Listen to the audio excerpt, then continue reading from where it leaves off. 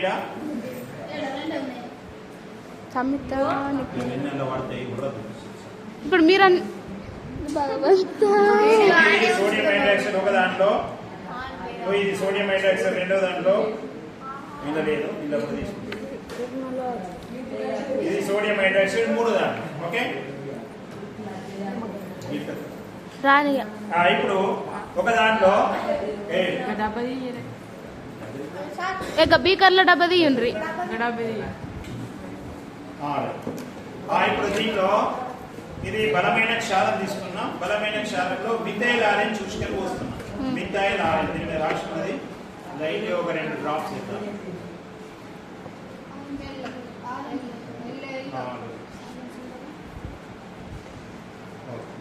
Okay ఇది methyl orange చేసిన అది పరీక్షణాన్ని కూడా తీసుకోవాలా, మనం అవి తీసుకురాలి.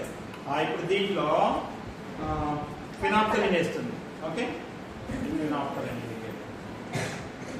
ఓకే ఏ colour? Purple. Pink colour. Purple. ఇంకో దాంట్లో ఏం వేస్తున్నా?